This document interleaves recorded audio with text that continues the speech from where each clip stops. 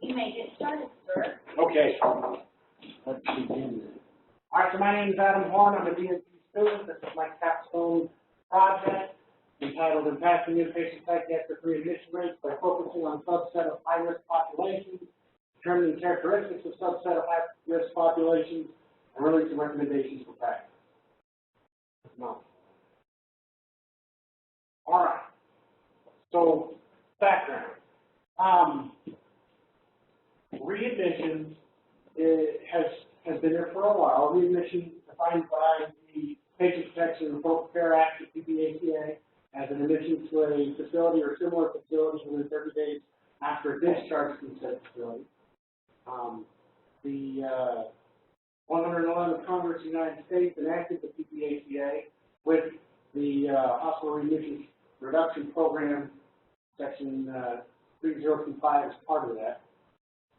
Essentially what the Hospital Readmission Reduction Program says is that if you admit a patient within 30 days of discharge for specific conditions, they're not going to reimburse you for said condition.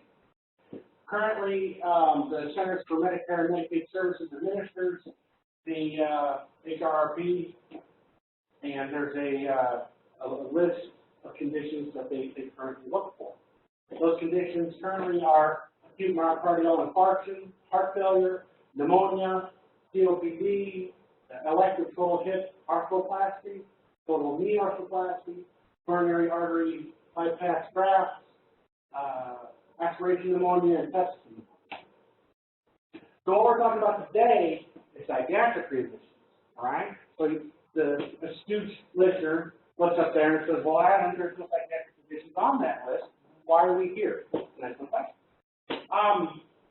You're right, there are no psychiatric conditions currently.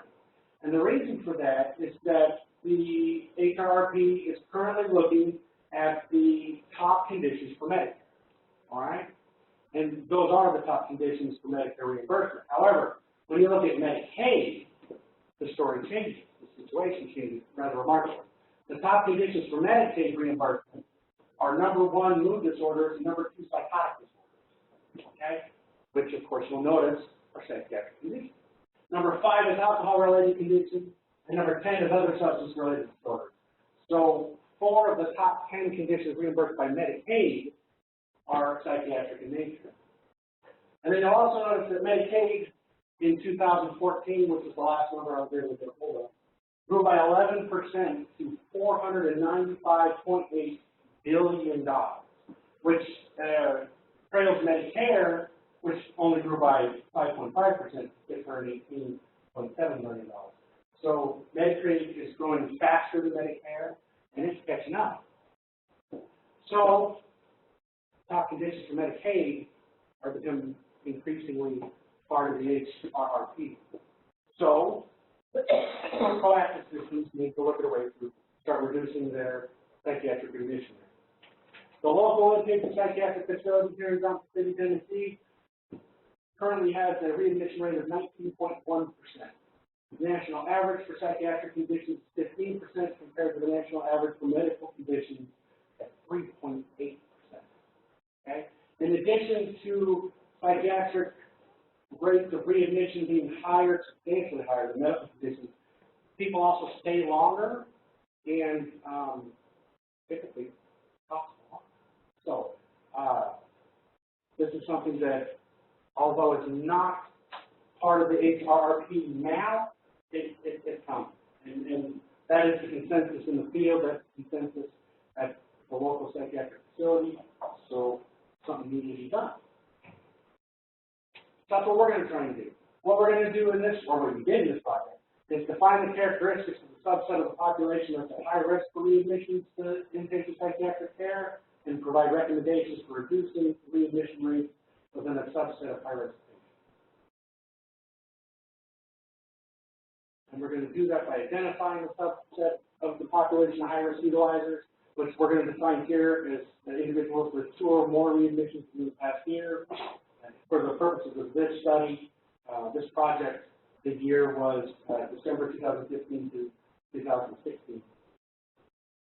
Identify the characteristics of the subpopulation of high-risk utilizers, high risk utilizers who are resistant to traditional interventions, develop and offer recommendations for changes to the traditional treatment paradigm to address the needs of the subpopulation high risk utilizers, and ultimately to reduce readmission rate. Now, I draw your attention to the words in red. Implementation is not part of this project. This project is setting up an idea, but not implementing that idea. Okay? That was a huge thing for the IRB people. A big part of the reason why I'm using the word recommendation instead of protocol is because the IRB people spent 7 months telling me, you know what, protocols are bad. Recommendations are good. We changed the word so we could get through the process and actually start something. All right. Exploration of the practice system. Attempts at addressing high-risk readmission rates focuses on application care. The Agency for Health Care Research and Quality developed a list of what reduces readmission rate. All right? And it's one of those things where they said they looked at everybody and said what helps people not readmit everybody, everywhere. And what they came up with was increased assertive community treatment that acts the high-intent community outreach stuff, transitional support services like group homes and such, short-term alternative placements. Here, that would be like the C.O.N Center for short-term, 24-hour, 72-hour type alternative. Increased case management and involuntary or compulsory outpatient treatment is found to be effective.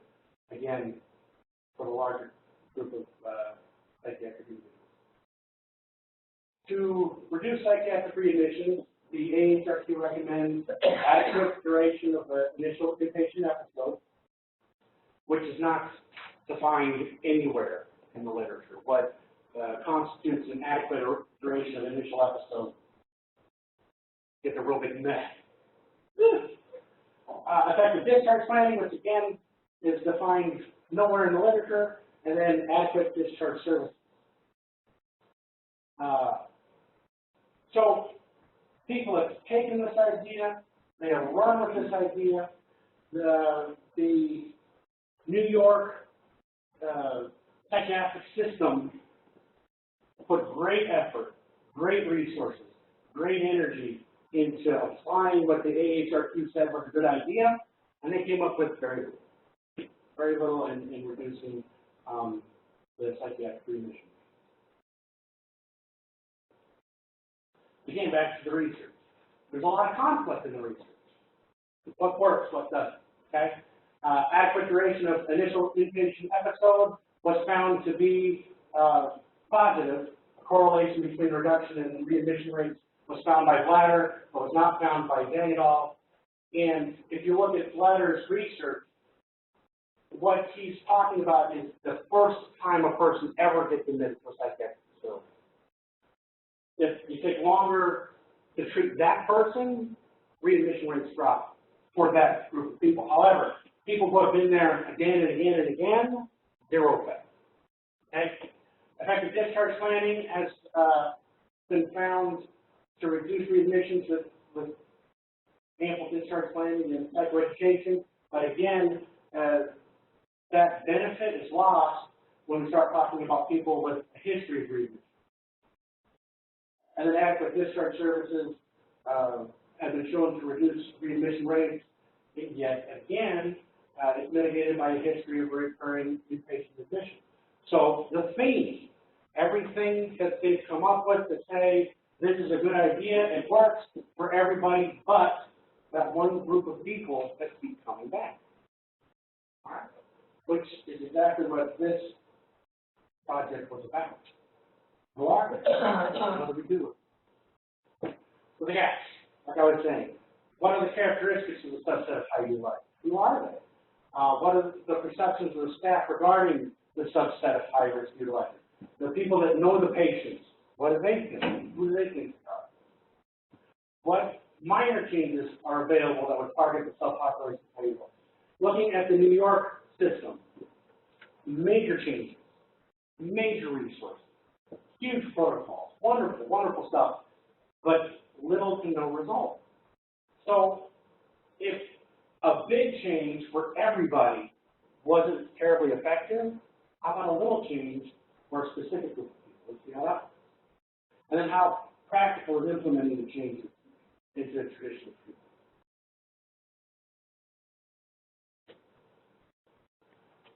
All right, so this, every nursing research has to have nursing theory, so something has to guide research.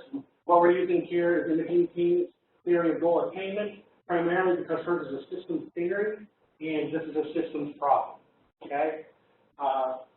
My underlying assumption in this project is that people are meeting a need one way or another. They're just not meeting it in the way that we want them to meet it. They're meeting it in a way that's utilizing resources before they didn't use. So, understanding that, how can we meet that need in a different way? That's systems thinking. Systems theory is different from traditional medical model theory in that the medical model has a micro perspective. You have a problem, you go into the doctor to see him about that problem, he treats that problem. And then he's done, and you move on. Systems theory is a more holistic approach to problems. It sees people not as problem X for 15 minutes to get out of my office, but people, families, interacting with me. I have my own agendas, they have their agendas. Situations, interactions are complicated. And that's what systems theory is all about. How do you create change within a complicated mess that is the human experience?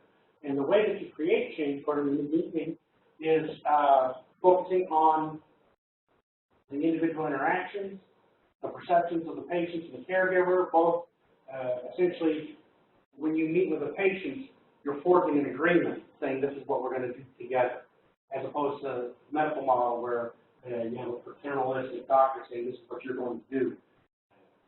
This is more of a conversation. And a big thing in the systems theory is what's called the butterfly effect. The butterfly flaps its wings in China, and it creates changes, that ripple throughout the world. And what we want to do with inpatient psychiatric readmissions locally is what small changes we do to ripple out to reduce those numbers. So what I did here is a mixed method, a qualitative quantitative study. I did a retrospective chart review of the 50 patients most frequently readmitted to the local inpatient psychiatric facilities. I also did a pre-test, post-test type design where I interviewed 10 mental health professionals at the local psychiatric facility, developed protocols, developed a series of recommendations targeting this specific group of people, and then had another interview to see how well the recommendation things would work out from their perspective. So pre-development protocol and post-development protocol. I interviewed 2 discharge planners, 1 prescriber who happened to be a MD, the administrator in charge of discharge planning, the administrator in charge of admissions, a psychotherapist, utilization reviewer, an admission specialist, nurse manager, and a floor nurse. The individuals I interviewed were the most senior, most experienced staff available at the local facility. My thought in doing that was that they would be the ones who know the patients the best, because most of these readmission patients are people that have been coming back for an extensive amount of time. They were informed as to the nature of the interview, offered informed consent documentation, requested to have, requested consent to the interview. And when they said sure, I offered them a variety of places that were comfortable to do the interview and let them choose. We identified the missing treatment components resulting in the hiring of admissions, developed recommendations and a protocol, which I then, like I said, submitted to staff, and then we interviewed again to see how applicable and reasonable the protocol was. Inclusion criteria for chart review, the individuals were readmitted 2 or more times within the time frame of September 1 to December 1, 2015 to December 1, 2016. Ages were between 18 and 65, with a diagnosis in the DSM-5. So, minors, geriatrics, not included in this. And then staff interviewed had to be employed during that time. They had to be actively employed at the local psychiatric facility. And obviously excluding criteria for people that were either too young or too old. All right, a little bit about the local inpatient psychiatric facility. Total capacity is 84 patients with 82 beds. The advantage of having two more patient availabilities versus the beds is they can admit people without having a place for them just yet as people are walking out. It allows for a greater flow, get people out of the emergency room, get people out of the inpatient units, get them into the psychiatric treatment that they need. Average daily census in 2015 was 74 patients, or 88% capacity. That said, you got your peak times, you got your, low times. It's not uncommon at all for patients to be sitting in the emergency department for days, to be sitting upstairs in medical rooms again for days, not getting psychiatric care because we just don't go for it. Average length of stay is 5.5 days. In 2015, we admitted a total of 4,716 patients, which is an average admissions of 12.9 patients per day. And then the readmission rate, 19.1%, means that more than 900 of those patients, or 2.5 of them per day, were readmitted patients. All right. So how we did it? What I did is I got a list from the SMS system. The SMS system, nobody knows what SMS currently stands for. But the idea is when you build Medicare, you build Medicaid, you enter the information in the SMS, and the SMS sends it to the great government in the sky, and you get paid. It's an archaic DOS-based thing that's probably older than I am, but it works. So we got a list of the people who were readmitted the most often, top 50, within the past year using the SMS. And then we did the interviews of the mental health professionals. Then utilizing the information, we developed the what we were looking for in the chart review, number of admissions for the past year, again, during that time, December, what the diagnoses were, the current age of the patient, the gender of the patient, whether they were rural or urban, which we define here. If urban in the Tri-Cities area is Kingsport, Johnson City, or Berkeley. If you live outside of those areas, we're considered rural in this project. And then housed or homeless. Here, housed was defined as a permanent place of residence that you chose to live at. If you lived with your mom and you liked living with your mom, that's what you wanted, that was your choice, you were not homeless. If you were living with your buddy, until your buddy kicks you out and you live with another buddy, that's homeless. That's couch surfing, and we considered that homeless. And then were they suicidal at admission, and were they experiencing psychosis at admission? The questions we asked initially of the mental health professionals: what are the characteristics of the patient who readmit? What are the causes for patient readmission? What would you change to reduce readmission? And what are the barriers? So essentially, I'm saying who, why, what would you change, and what's stopping you from creating those changes? And then after development of the protocol, we asked them, do these recommendations appear to be something useful? Do you perceive these recommendations being implemented? Is it possible? Is it something you would advocate for?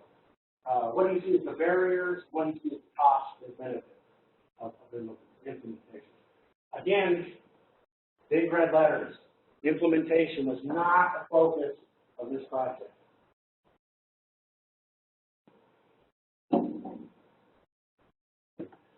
So, as I alluded to earlier, we went through an extensive IRB and human subject perception review. I went through the EPSU IRB process, as well as the Mountain States Corporate Department of Research process. We went back and forth, making sure all the I's were dotted and T's were crossed, again, for approximately 7 months, maybe 8. I received a waiver of informed consent based on 46.116B for the chart review and 46.117C2 for the staff interviews. Informed consent was provided, but was not required to be signed. Individuals involved in the health records were not impacted by the project, as the records already exist and the data gathered was immediately de-identified and destroyed. Staff involvement was strictly voluntary, immediately de-identified, and was not sensitive in any nature. There was no way to connect what a person said to the person who said it after the information that was gathered. And then information was stored in a secure folder on the Mountain States S drive using password protection and encryption. De-identified information from the chart reviews and staff interviews was collected and managed on Excel spreadsheet, which again was stored exclusively on the Mountain States drive, and no staff identifiers were collected. Implementation. So the chart review was conducted at the local facility. No information left the local facility at any point. Interviews were conducted at the local psychiatric facility, the places that were comfortable with the interviewees. After the information was gathered, evidence-based recommendations were generated. The interviews were conducted again with the previous staff that we interviewed earlier, and we made sure it was wherever they wanted to be. And this is what we're saying. This is the chart review data. The number of readmissions per patient ranged from 4 to 12. The mean was 5.9. The median was 5. The mode was 4. There was some surprising information. The age, approximately 50% of the people that were readmitting are between the ages of 40 and 60. That surprised a lot of people. Diagnosis. You look at that, you'll see there's almost exclusive lack of psychosis. That surprised me, it surprised a lot of people. 40% major depressive disorder, 26% bipolar disorder, and only 24% of psychotic disorder, in this case, affective disorder. Most people were housed. 60% of the people that readmitted were housed, had a place to live. Substance abuse wasn't as big a deal as we would have thought. About 50-50, 56 to 44%. 44% are not using, and then 56% are using. They're mostly men. 2/3 of the people that are readmitting the most often are men. And most of them live, 74% live in town, between Bristol, Kingsport, and Johnson City. And of course, everybody wants to kill themselves. 74% of the people are arriving acutely suicidal and requiring readmission for that. This is data from the pre-interview. Part of the characteristics of the patients who are readmitting, homelessness. Everybody thinks that homeless people are readmitting. And again, not the case. 60% of the people that are readmitting have a place to live. Non-compliance with treatment is a big suspicion. Malingering was a big suspicion. Substance abuse. 7% of the people interviewed assumed that substance abuse was a major issue. Again, the data just didn't flush that out. Then a lack of family support and a lack of resources in general. The causes for readmission, again, primarily non-compliance with treatment is what's believed, and then a lack of resources and a lack of support was also a recurrent theme of the pre-interviews. Inadequate length of stay was suspected. And then, how would you change the system for decreasing? A lot of people want to throw money in. Increased resources are what people need. Increased supportive housing. Increased long-term inpatient treatment. Increased outpatient availability. And then what you see is the barriers and changes you would do. Not enough money. Everybody always says, right? It's probably true. I mean, in all honesty, mental health has never been a well-funded institution in the United States. However, the data suggests that that's not the only problem. So after I did the chart review, after I did the interviews, I reviewed the literature again, reviewed the data, came up with this protocol, which really focuses our efforts in two major categories, which is broken down again into four categories. So the first is the increased use of long-acting agents with non-comprehensive. If non-compliance is the problem, let's remove the ability to be non-compliant. People keep coming back, they're not taking their meds. Okay, let's give them an injection that lasts for a month. They've taken their meds.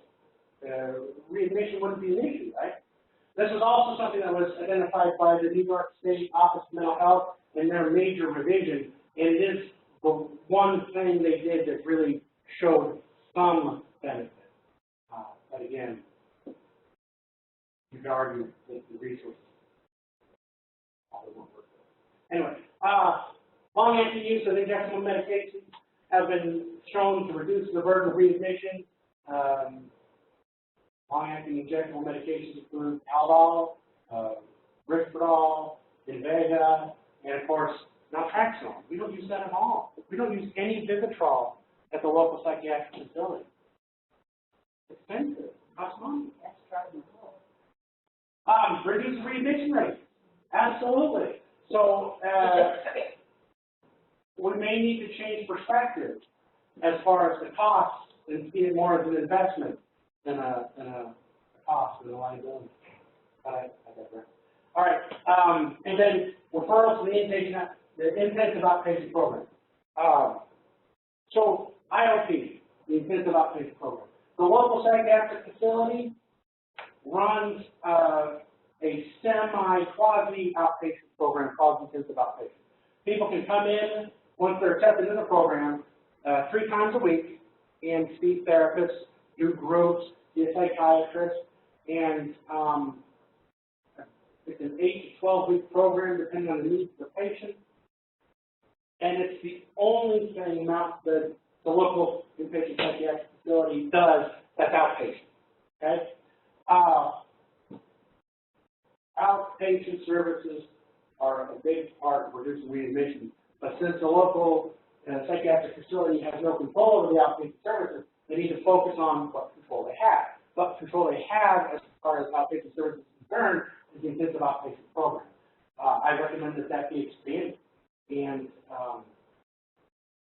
the people who are the high readmission people need to be encouraged to go to this.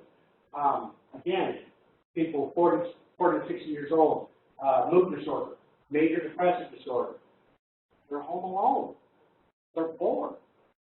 Give them something to do, something basic, like show up to group, and they don't even have to drive. If you got Medicaid, we can set up NetTrans. We can get you there. All you have to do is be home when the bus shows up. Most people can do that. So until such time as the local inpatient psychiatric facility becomes more heavily involved in outpatient mental health, IOP is the closest available service that they have to outpatient care, and so they need to reinforce that. So this goes towards the non-compliant. Okay? Get them medications that are going to be there whether they remember to take them or not, and get them to the IOP where they can be transported in and transported home. All they have to do is be there when the bus shows up. These two have to do with what happens when the readmission fails. When they do happen to come in, they do get readmitted, what do? Number one, we readmit them to the same unit every time. Same psychiatrist, same discharge planner, same therapist, same everything. All right? That builds up consistency of treatment team, which is correlated with decreased readmission episodes, and therefore patients at high risk for readmission should be treated by a consistent team. Obviously, when you're seeing the same guy again and again and again, it can get frustrating for staff, but we get paid to do that. That's our job, and so we need to suck it up sometimes. I say that in week because I work there myself. I work on the floor, but sometimes you just got to deal with it. All right, and then brief length of stay. These people, the recurrent readmission people, and again, this is just the people that keep coming back, not everybody. But the repeated readmission people need to get in, need to get out as quickly as humanly possible. Here, we're defining a brief length of stay as 3 days max, because day one can be an hour. If you get admitted at 11:50, that's your day one. All right? So we called it 3 days just so that that potential for a 10-minute day could be included in that free, but people need to get out as soon as possible. Increased length of stay in this population is associated with an increased risk of institutionalization and dependency on inpatient service. That is the exact thing we want to avoid. We want people to get their needs met outside of the inpatient psychiatric system. And the problem is they're not. They're getting their needs met at the psychiatric system. And again, increased length of stay is not associated with improved outcomes in the population. Keeping people longer, these people, does not make things better. Now, the first time you have a psychotic break, the first time you're suicidal, the college student that's just frustrated, keep those people a little longer if you want to. They benefit from an increased length of stay. But these repeated readmission people, they don't. It's hurting them. We're doing them a disservice that feels like a service. It is. All right. So we developed the protocol recommendations, presented to staff unanimously, except for this one guy. Everybody said, this is a great thing. And the one guy said, yeah, that's a great thing. I just don't like the brief length of stay thing. I like people like that. But other than that, everybody thought it was a great idea. The benefits that they saw as implementing the recommendations, obviously the decrease in readmissions, decrease in costs, better patient care, and increased compliance. Cost implementing the cost of injectables was the number one answer. Everybody says it's going to cost money. And they're right, it's going to require a certain investment. But no change comes without cost. And I would argue this is worth the cost. And then none was the second most popular answer. There's no reason why we can't do it. It won't cost all that much. And then, of course, cost associated with reinforcing the IOP. But again, it's a program that's already in place. It's not creating something different. It's just expanding what's already there. How do you perceive these recommendations being implemented? Everybody said, not everybody, most people said they would advocate. 45% said they would advocate. And everybody else said it was a good idea. They just weren't willing to push it. Staff buy-in and consistency issues were things that were saw as problematic. And cooperation with the pharmacy was seen as an issue. Again, because of the cost of the injectables. And barriers, again, cost of the injectables. Again. And patient resistance. And then again, biggest barriers. Staff and provider buy-in. Getting people interested, getting people willing, getting people to do something other than what they've been doing forever. All right, limitations of this project, obviously, it's a small scale project. So sample size is an issue. I didn't use generalizable tools in this project. I could have used a Likert scale. What I wanted to do was to just gather info. Just throw the net out and see what kind of fish I reel in. And so Likert scale just didn't seem to fit that. And that maybe a more focused tool. The purity of the qualitative assessment could have been expanded on. I could have sat down with a person and just let them talk forever and generate themes and all this kind of thing. But again, time constraints and resources just didn't make it feasible.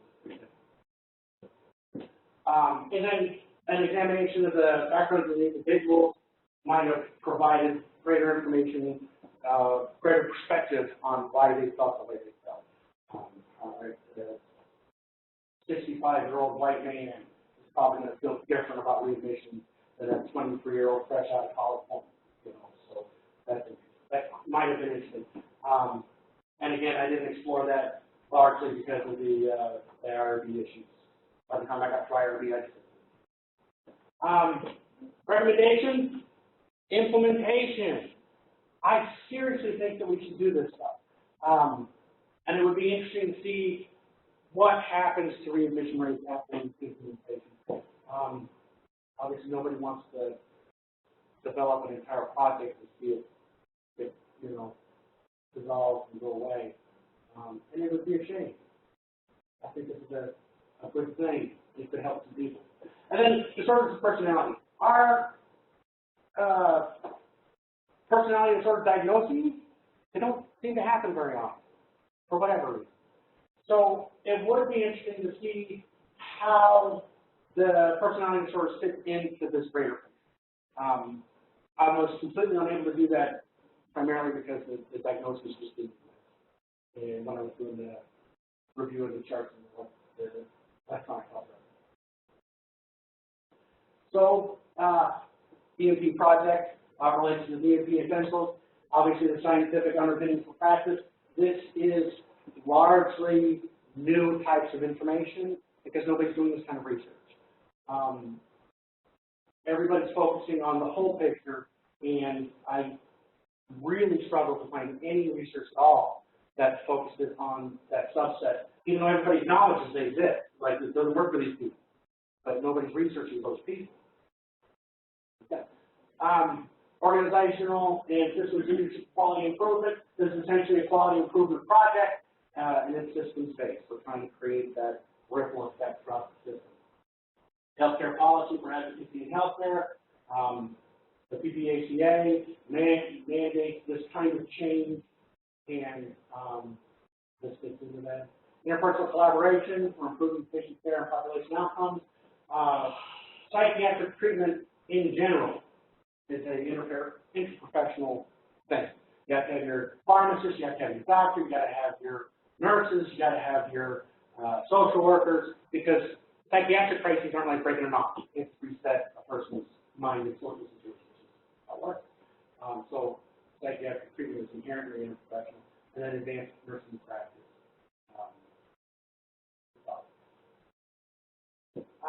This project will be the information, the data from the project, as far as the paper and this PowerPoint, will be given to the Vice President and CEO, the C.O.N, the Associate Administrator who was part of this project as far as the interviews were concerned, and then the Behavioral Health Resource Manager who also was part of this interview for this project. And I'm committed to continue to work with staff at the local psychiatric facility for an implementation of the recommendations of leadership. So in conclusion, inpatient psychiatric hospital readmission rates are quality indicators in the United States healthcare system, which requires a proactive solution. It's coming. We're going to end up getting penalized at some point for high rates, so it's better to be ahead of the baseball once in a while. Evidence supporting and rejecting the usefulness of psychiatric hospital readmission as a quality indicator varies, but again, it's coming, and more research certainly needs to be done targeting the high-risk utilizers, because there still remain another intervention. This project has identified the characteristics of a subset of local high-risk utilizers at our facility and generated evidence-based recommendations for treatment based on the chart reviews, based on the interviews, and recommendations were enthusiastically accepted by both leadership and director staff. And for me, that's the big thing. That's huge. To get everybody to agree, the people doing the work and the people telling people how to do the work, I rarely see it happen. Well, look, references, thank you. Oh my God. I heard the puppy dog. Really was fun. This is a question, it's not really directly related to your project. A couple questions. You all have 4,716 admissions a day. Just curious if you all know how many turn away, because I know a lot of times you all are full, and patients have to go to markets and then. You probably don't know. No, I could. Curious. I could get the information. I don't have. Oh, we don't need to know for your project. I just think. I'm curious. Yeah.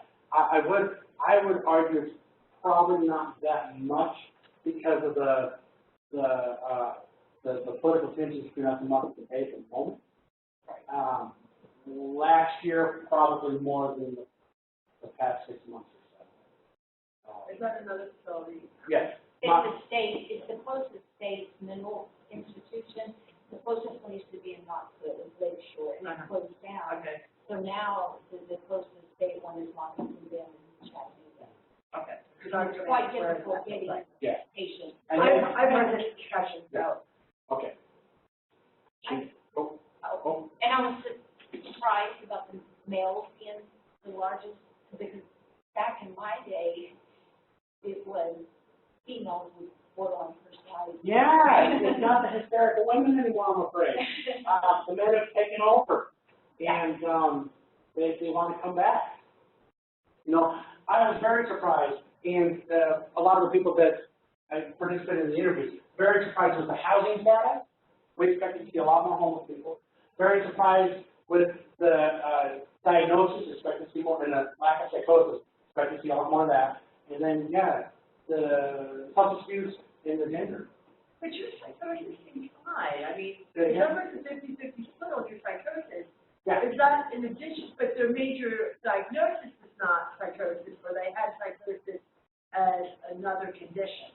Yes, so these people are fitting here and here most likely. Or you can have psychosis with major depression. You can, but most of what I saw in the electronic health record when I was reviewing, so what I did, let me elaborate a little more on what I did.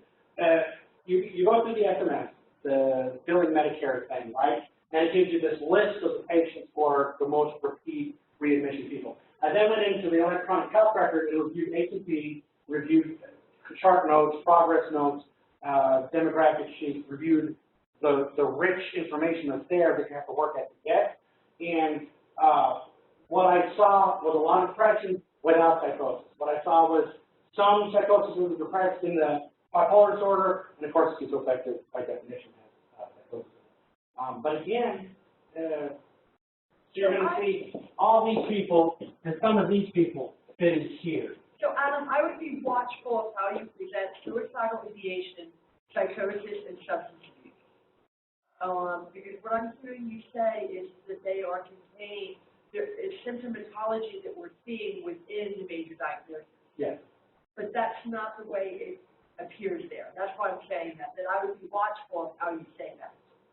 Because it looks, the housing and the moral, you know, that's like, and the gender, the age, that's a no-brainer. Yeah. But, yeah. I mean, I'm not a psych person, Yeah. but all three of those can be diagnosis in and of themselves, correct? No. So you can't have a psychosis as a diagnosis? No. Okay. And So I would just be watchful of how that gets explained and how you describe that, right? It's about depression. No. No, It's about every life disorder. So it could be anything, Yeah. okay. Adam, can I ask you a question? yes, please.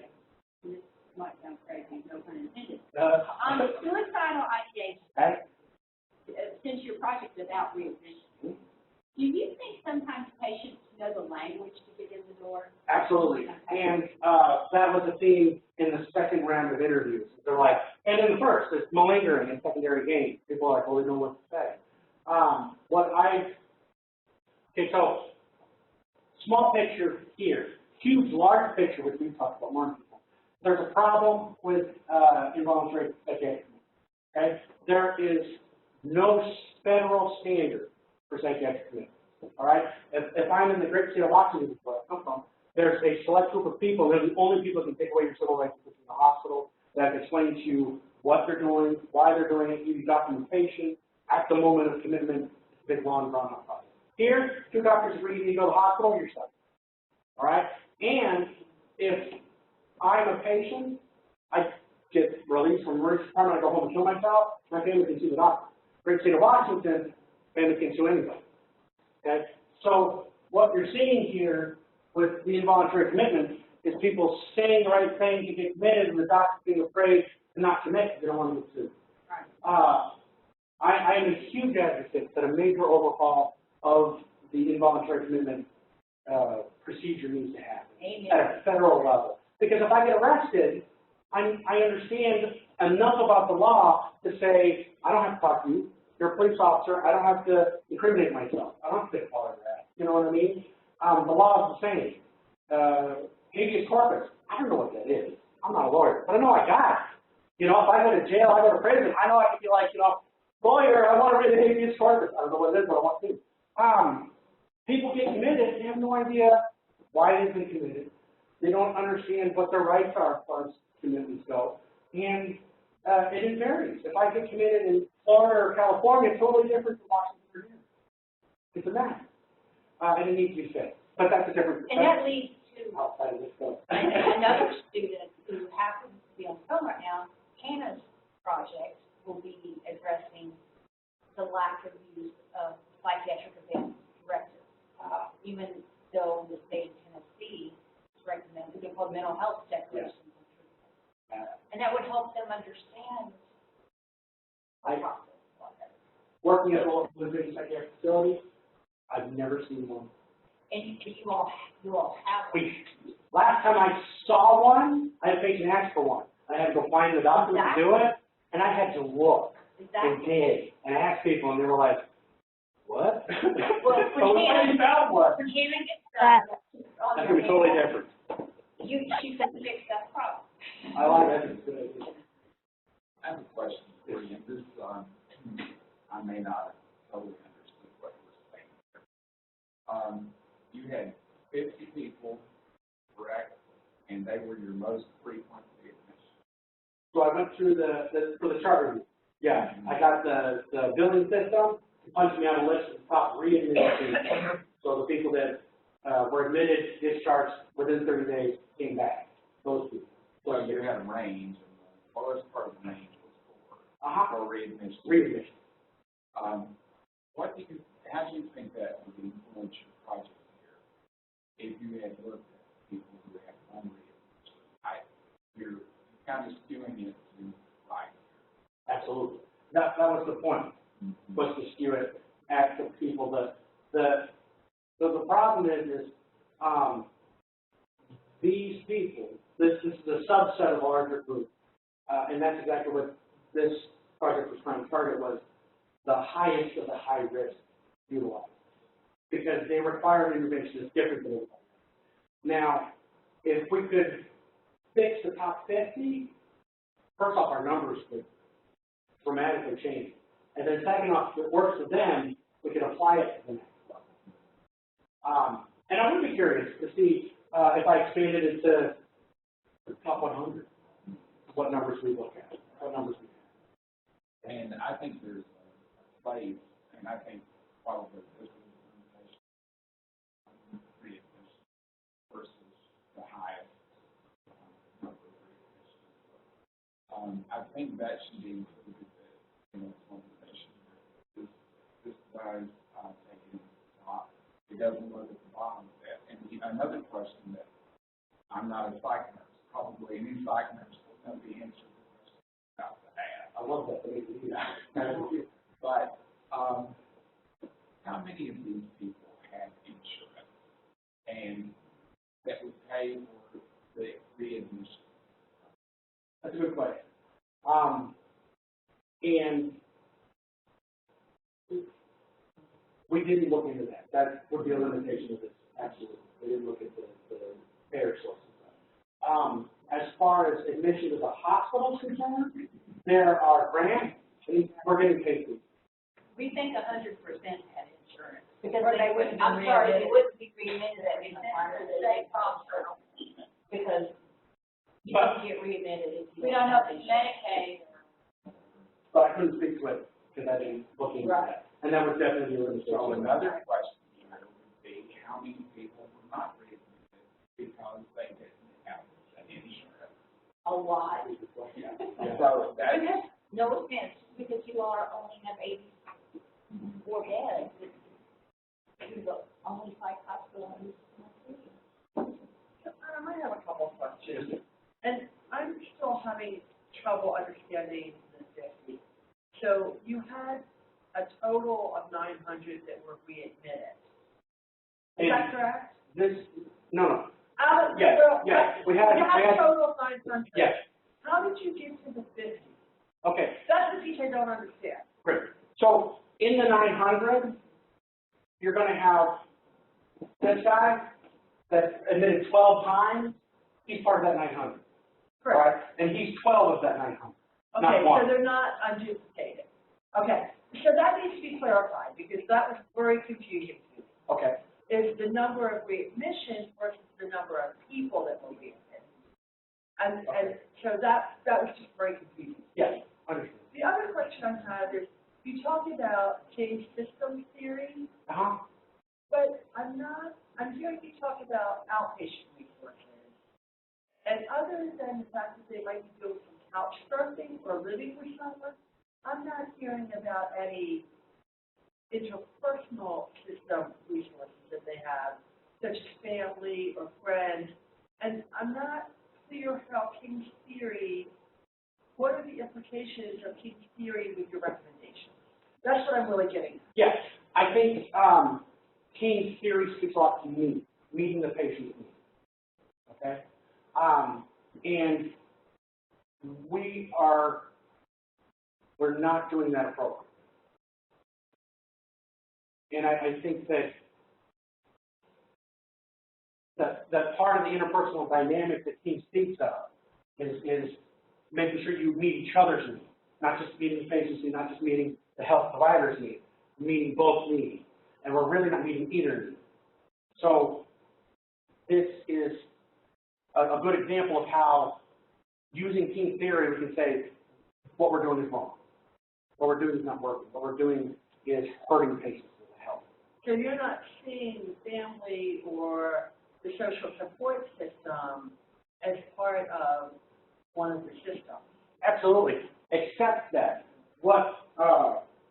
so when you look at the previous conversations, family support, lack of family support, 15% of the people I talked to mentioned lack of family support as being one of the major issues. I'm not hearing any recommendations, though. So what we focused on in the recommendations were the things that the inpatient provider could focus on, that they could actually have some control over. We have repeatedly tried to incorporate family systems into the treatment of the patients, and repeatedly it's failed.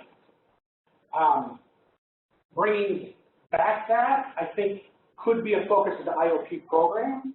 I think it should be a focus of the IOP program. But how successful that's going to be, I can't speak to. A big part of the problem, I suspect, with these top 50 people is they have significant others. They don't have emotional support from people in the community. So by getting them into the IOP program, we're creating a pseudo, a faux sense of that within the program. So we'll replace what they don't have there instead of here. Does that make sense? It does. And another problem too is years ago, your facility was you owned outpatient facility. I mean, you were all one corporation. Today, you are just yourself, an IOP, and you don't have the outpatient is a separate entity. It has nothing to do with you, and you have no control who gets into outpatient. So it's kind of like it stops right there. So Mountain States doesn't own outpatient? No, Frontier. So what happens at the moment? Yeah, I understand that, but I've gone someplace I read that Mountain States owns outpatient also. Absolutely not. Okay. Except IOP. Wait. So Mountain States does own IOP? okay. So you got the two systems. Right. Okay. And you have the outpatient and the inpatient. Right. The inpatient does obviously the inpatient, but they also have a program within that facility called intensive outpatient. Okay. And what that is a 3 times a week group therapy plus they can see psychiatrists and have individual needs. So that is not outpatient in the sense that the other facility is, because the other facility can do case management, it can do community outreach, it can do go to the patient's home, this kind of thing. What happens with these people that I'm suggesting need more IOP that Congress can have some effect on. They'll be in both. Okay, is it fair to say, so I'm just trying to wrap my head around this. At first, let me say that I think that this is a good project, because you've identified something that's going to be on the forefront. We know that there are readmissions, and identifying at the local level becomes really important. So I commend you for looking at something. Discharges are extremely messy, and it's very complex. Absolutely. So is it fair to liken IOP to cardiac rehab that's owned by a facility versus going to the cardiologist, which is not owned by a facility? Is that a fair way to think about it? Because I'm trying to think about it. So cardiac rehab might just focus on X and not include everything else. And what I'm hearing you say is IOP includes X, but doesn't include everything else. Is that correct? That's correct. Okay, I didn't get that. So I would be clear that and is there a reason why they couldn't expand their IOP to include everything else? It would be a massive funding resource issue. I mean, massive. Yeah, huge. Yeah, it would be. Now, that said, Mountain 6 continues to push into the outpatient arena, the methadone clinic, and so forth. Is that possible for the future? Who knows? But at the moment, not possible. So I know also, and I'm going back probably 20 years ago now, and I know that, there has been some push for the Medicaid and the Medicare home health benefit to include psychiatric services. Okay. Is that benefit still present in the home health, Medicare, and Medicaid arena for reimbursement, do you know? I actually don't know. You might want to look at that, and I have no idea, Adam. I really don't. I really am going probably back 20 years. Yeah. But that might be another resource for these people to talk with another entity that's owned by Mountain States, the home health. Yeah. Can they have that? You know, can they hire a psych nurse? Yeah. Or one or two psych nurses. Managers really taking the place. Yeah. Yeah, but I'm talking. Well, what I Yeah, can but you speak can't to. get them in, is what I'm hearing. So I'm saying, can you get them into home health if they have that benefit? That's what I'm saying. So I'm saying use a different benefit, use a different resource. And I like it. I think one of the problems I can speak to as far as Medicaid and funding is the block grant system when it comes to mental health. The federal, state, everybody wants to keep the two separate for some reason. Just like dentists. Right. Dentists. It's horrible, right. You can't get home dentist for whatever reason. It doesn't make any sense to me, but that's the way the system, thank you, President Reagan, is developed at this point.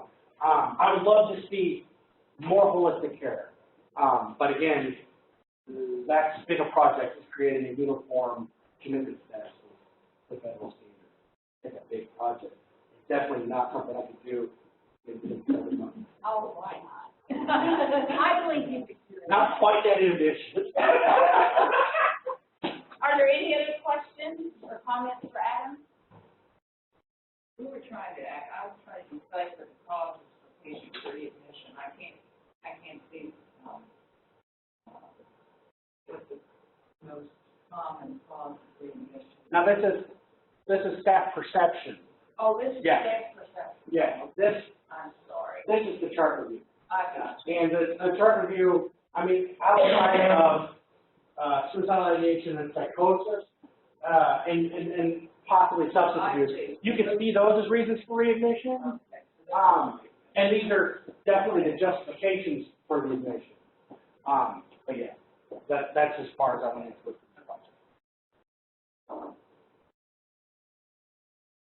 One more question, and I know this is not part of the project. That's okay. What am I thinking about? This is it seems to me that one of the things that we could look at is seasonality of this. You had it over here.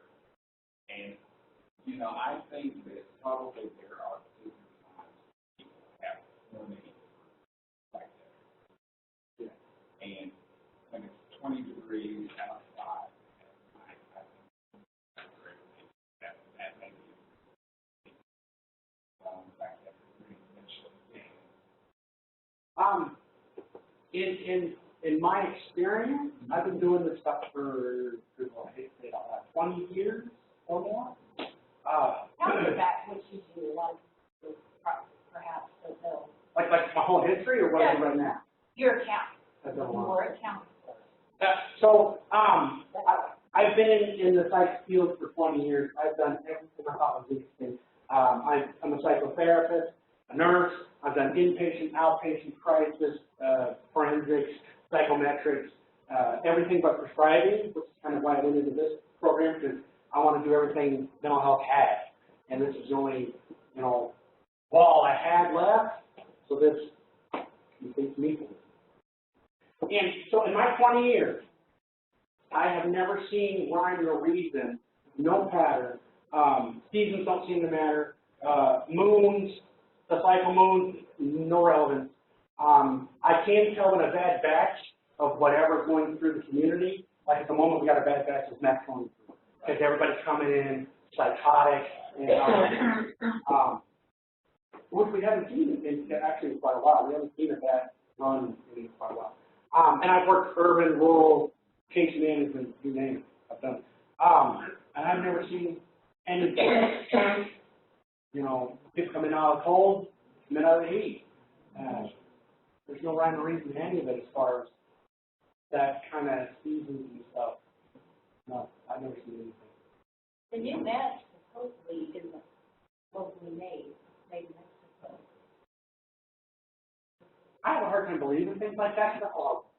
I mean, That's why would you import it to make yourself? I know, but that's what the chief of police said, that their arrests with the new meth have been not locally made, not locally sensitive. Maybe. Any other comments for